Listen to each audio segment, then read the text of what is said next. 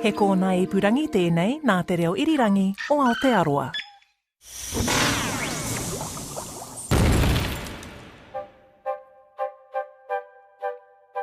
Hello and welcome to Elemental, a podcast from RNZ. I'm Professor Allan Blackman from Auckland University of Technology, and I am loving this year-long celebration of 150 years since the periodic table was first published by Russian chemist Dmitry Mendeleev. And I'm Alison Ballance, a science producer at RNZ, and I'm enjoying having my eyes opened to the world of chemistry. This is episode 12 of Elemental, which means we are up to boron. Now, let's get this out of the way, Alan. What's the boron story? Well, the boron story is definitely not what you would call boring. Oh, very good. Oh, thank you. Very good. Thought that one myself. Okay, and the vital statistics for this surprisingly useful element. Boron, chemical symbol B, just the one letter there. The atomic number 5 gets its name from the Arabic burak, which is the Arabic actually for borax, which is a compound of boron. And it was discovered in 1808. Amongst many other uses that we're going to document, boron actually has a really good New Zealand connection because the expat New Zealand chemist Professor Chris Reid in California has made the world's strongest acid, and that actually is a boron-containing compound which is based on a molecule called a carborane. Strongest acid in the world, that makes boron sound really scary. No, not at all. It's absolutely vital for life. It's nice and non-toxic to humans anyway. It's an essential element for plants, so fruits and vegetables require it. We use it in fertilizers a lot. Having said that, the fact that it's non-toxic to humans, it's actually quite toxic to insects, and so it gets used as an insecticide and also in things like wood treatment. What actually is it? Its place on the periodic table ranks it as a metalloid. Remember, we've talked about that. It's neither a metal nor a non-metal. It's sort of in between there. So it doesn't really occur in its elemental state in nature, but you've got an awful lot of minerals containing boron, so things like boric acid, borax, stuff like that. And how's this for not boring? It is produced by supernovae. Oh, wow. Now, I said it was first discovered in 1808, but compounds of this have been known for much longer than that.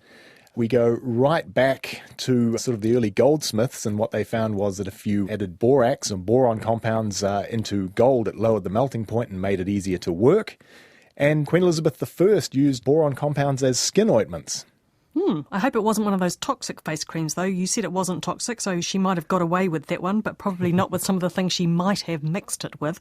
I don't think it's an ingredient in cosmetics anymore, so do I have it at home? Indeed you do, especially in the kitchen. All your oven-proof cookware is made of a thing called borosilicate glass, so a mixture of boron and silicates. You also find that sort of glassware in chemistry labs, of course, dear to my heart. And you might also come across boron compounds in hospital.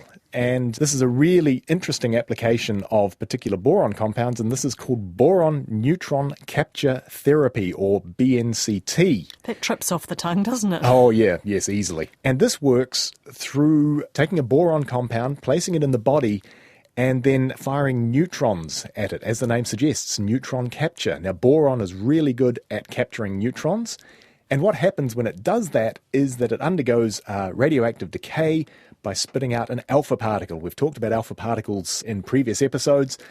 They are very good at killing cells, and so therefore if you can locate this boron compound or these boron compounds close to cancerous cells, irradiate them with neutrons, then they start spitting out these alpha particles and hopefully killing those surrounding nasty cancer cells.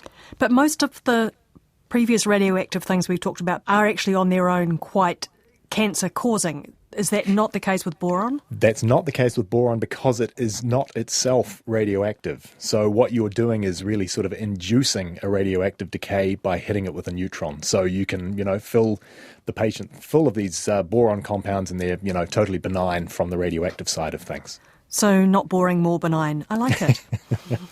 So we mentioned that boron is formed in supernovae.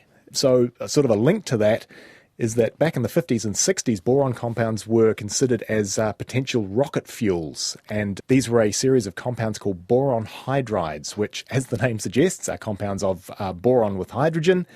They are tricky little beggars. As soon as you expose them to air, they tend to inflame very, very rapidly and burn with a bright green flame. And the guy that did a lot of study of these particular compounds got himself a Nobel Prize. His name was H.C. Brown.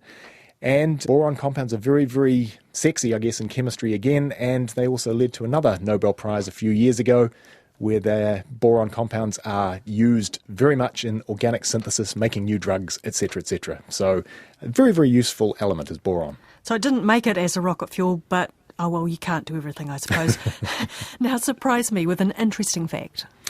Okay, we're often told at school that the hardest known substance is diamond, and that may or may not be correct. Now, I guess any tradies out there listening will have heard of perhaps boron nitride and boron carbide, which have the formulas Bn and Bc, and they are put on drill bits, and they are almost as hard, apparently, as diamond, and there have been reports about 10 years or so ago of a boron compound actually being about 50% harder than diamond, but that hasn't yet been confirmed.